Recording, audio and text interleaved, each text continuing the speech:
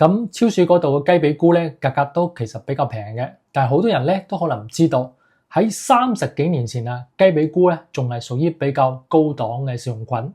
咁隨著呢個食用菌工廠咧，佢栽培技術嘅發展咧，同埋規模化嘅生長嘅普及咧，雞髀菇嘅產量咧就逐漸提高，價格咧都隨之下降啦。咁雞髀菇本身咧，佢嘅營養成分咧就比較豐富嘅，佢含有膳食纖維啊、多糖啦、蛋白質啦、維他命啦，同埋多種嘅礦物質成分啦。同時咧，佢個菌肉又比較厚實啦，質地有啲彈性啦，所以我哋煮菜中咧經常用佢所以咧佢都係我哋日常咧食嘅常見嘅一種食用菌。咁大家好，我係謝醫生。呢一期影片咧，我哋嚟講講雞髀菇。學術名咧，好多人都叫佢杏鮑菇嘅。咁喺食用菌當中咧，佢因為呢個菌柄肥厚啦，仲唔係口感比較好啦，就有比較高嘅經濟價值啦。雞髀菇嘅菌肉就比較厚實，質地咧相對比較緊密，尤其係佢嘅菌柄部分咧組織就致密嘅，顏色係乳白色。咁整個主實體咧基本可以食用。咁同好多蘑菇相比咧，雞髀菇嘅菌柄咧就比較大，所以我哋喺煮嗰陣咧食起嚟咧就口感相對咧就更加脆嫩有彈性啲，所以咧都用喺好多菜嘅煮菜嗰陣，所以咧佢仲稱之為咧平菇王同埋咧乾貝菇。咁有啲人咧講起嚟咧，佢認為呢個雞髀菇有杏仁嘅香味啦，仲有啲誇張話有啲鮑魚嘅口感啦，不過呢個係見仁見智嘅，我個人覺得咧其實又冇咁誇張嘅。咁從營養嘅角度嚟講雞髀菇含有一定量嘅蛋白質、膳食纖維、維他命同埋多種嘅礦物質。咁研究資料顯示咧雞髀菇鮮品中嘅碳水化合物含量咧，大約係9%到10%左右。咁其中相當一部分為膳食纖維。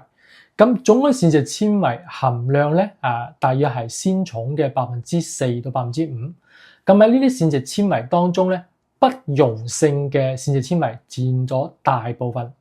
咁而可溶性嘅膳食纖維比例咧相對比較低。另外咧雞髀菇仲有一定量嘅幾丁質又稱之為甲殼質。咁呢一類咧含氮嘅多糖都係好多真菌細胞壁嘅重要嘅組成成分，其實佢對身體都有啲好處嘅。咁喺蛋白質方面咧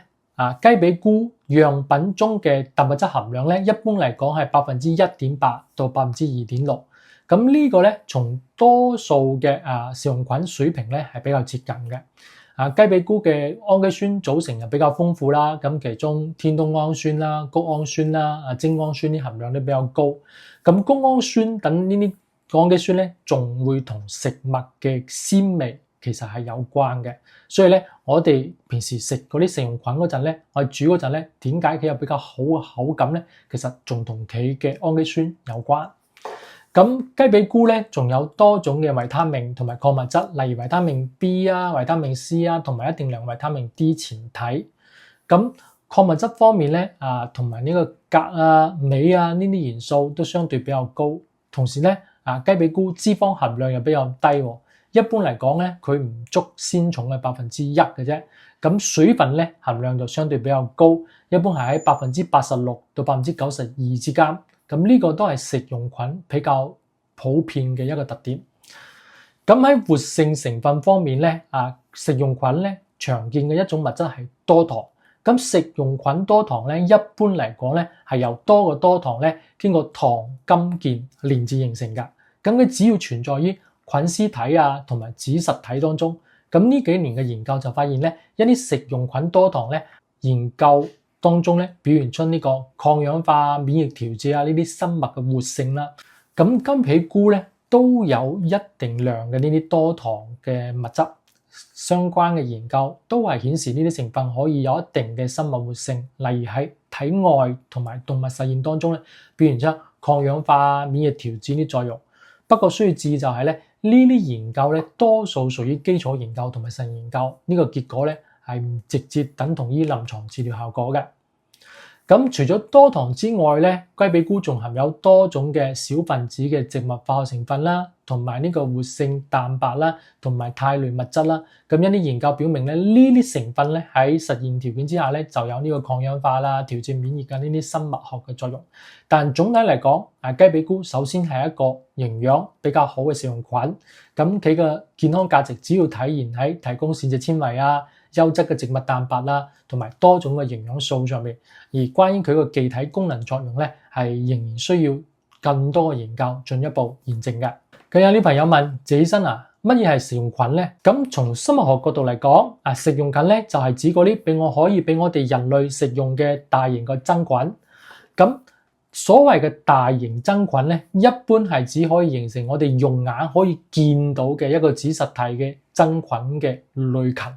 咁常見嘅食用菌大多係屬於彈子菌門，例如雙胞蘑菇、香菇、草菇、平菇同埋呢個牛肝菌，仲有一部分咧係屬於子囊嘅一個菌門，例如呢個羊肚菌、松露呢啲。除此之外咧，仲有一啲真菌，同時係有食用同埋藥用價值，一般嚟講又稱之為食藥兩用真菌。咁從營養方式嚟講，食用菌大致可以分為3個類型，咁附生型、共生型同埋寄生型。咁其中呢個附生型食用菌咧，數量係最多嘅。咁佢係只要從嗰啲枯萎嘅木啊，同埋落葉啊，或者其他有機嘅殘體中得到呢個養分嘅啫。例如香菇、平菇、金針菇同埋木耳。咁共生型嘅食用菌咧，就同呢個植物根係形成一個互利共生嘅一個關係。咁常見有呢個牛肝菌啊、雞油菌同埋松露呢啲。咁呢類真菌咧，一般嚟講佢就要依賴特定嘅生能嘅一個生態環境嚟生長㗎。咁寄生型嘅食用菌咧，佢數量係最少嘅，寄生喺活體生物上，從宿主細胞中咧得到呢個養分，例如呢個蜜環菌呢啲。另外咧，其實冬蟲夏草本質都係一種咧寄生喺昆蟲、幼蟲體內嘅真菌，子囊菌，屬於寄生型嘅真菌。不過咧，冬蟲夏草咧，佢又好難人工栽培嘅，一般都係野生嘅比較多。咁好多人咧仲會將呢個食用菌同埋蘑菇混為一談。咁其實呢兩個名詞咧都唔完全相同嘅。咁食用菌咧係一種比較嚴謹嘅科學嘅術語，咁只係可以供我哋人類食用嘅大型真菌。咁蘑菇咧更加常見係我哋日常生活當中一個俗稱嚟嘅啫。咁一般嚟講咧，佢呢個蘑菇咧就指嗰啲有散狀結構嘅真菌，比如雙胞蘑菇。咁日常傾偈當中咧，大家就將蘑菇嘅菌子或者係菇呢啲詞咧混合嚟用，但實際上咧唔係所有蘑菇都可以食用㗎，其中有啲種類甚至係有毒性㗎。咁從範圍上面講咧，大多數常見嘅散狀嘅蘑菇即係我哋好似把遮咁嘅蘑菇佢就例如呢個香菇金針菇、平菇都係屬於食用菌。但係咧，食用菌嘅範圍其實又會更廣一啲咁佢仲會包括一啲冇典型嘅一個